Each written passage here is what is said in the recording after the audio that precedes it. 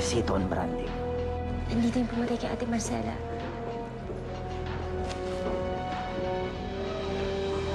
Nasaan? Yan siya.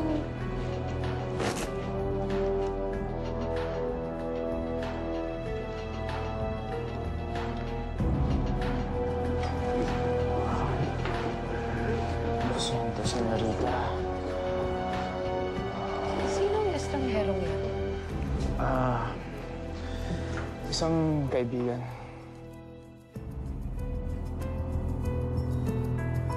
Anong nangyari sa inyo? Sigurado ka ba?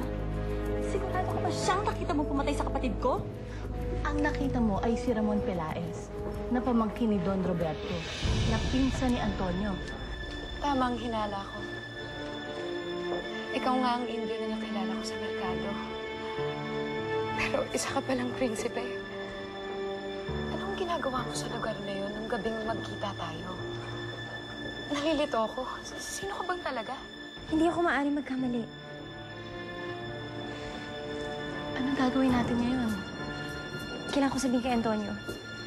Kailangan niya malaman may pinsan siyang ulupong. Anong ginagawa ng mga belyas na yan dito? Mga walang hiya kayo! Kayo pa lang kumuha ng mga damit namin? Anong kaguluhan yan? Namin yan! Namumukhang kong babae to. Putusan siya dito. Isa siyang Indio. Indio? Isa kang Indio? Ibalik nyo kayo dyan sa amin kundi pahuhuli ko kayo sa Guardia Civil! Bilis! Pepe, halika na. Pepe, halika na. Don Antonio, napakahusay mo palang sumayaw. Gracias, Gobernador. Yan ba ang usong sayaw ngayon? Ewan ko, Gobernador. Pero medyo magaslaw para sa aking panlasa. Parang hindi sayaw ng aristokrato.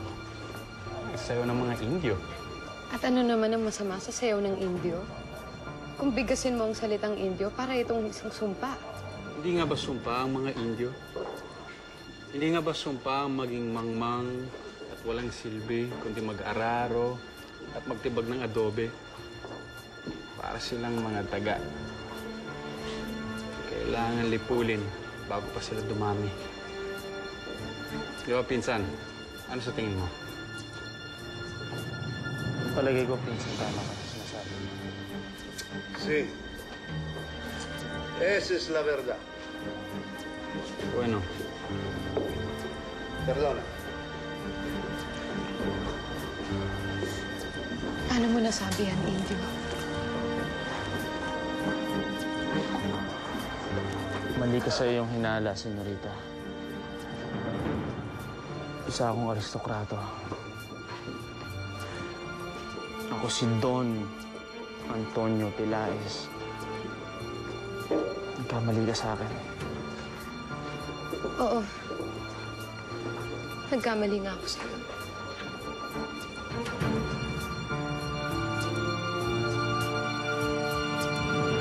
Pupunta dito ang anak mo. Magpapaalam ng kasal. Mama, Papa, magpaalam na tayo. Iha, hintayin muna natin silang mamanhikan. Wag na! Itakta na natin ang kasal! Ano bang pinagsasabi niyo? Ayoko na dito, umuwi na tayo. Ha? Senyorita Lolita, hindi naman yata ako makapapayag na umalis ka na hindi pa kita na isasayaw.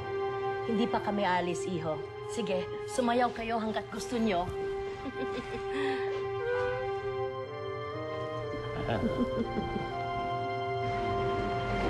Si Antonio.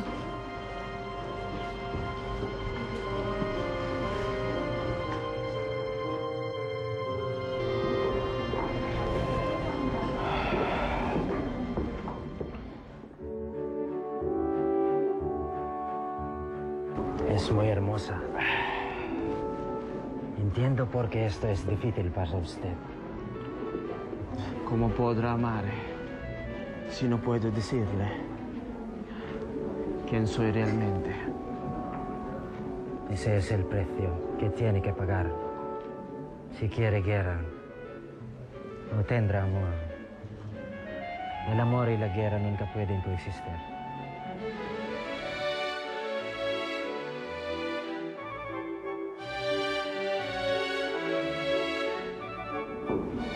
Clara, mabuti nakapunta kayo.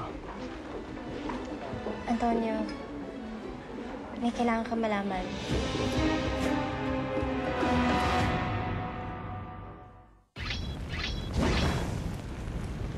Sino naman ang babaeng tinawag mong inay? Hindi ba yun rin yung babaeng tinulungan mo nung araw na mapatay ang aking ama? Nandun ka ba, Ramon? Nung gabing sumugod ang mga sundalo? Nagkakaputukan din sa plaza. Nilusod ng mga rebeldang gobernador. Andun si Antonio. Saan kayo pupunta? Ililigtas kami si Antonio. Yung isa, walang prinsipyo at walang sariling paninindigan. At yung isa naman, walang hiya at walang kwentang ugali. Halos magpatayan ng dalawa para sa'yo at wala ka pa rin gusto sa kanila?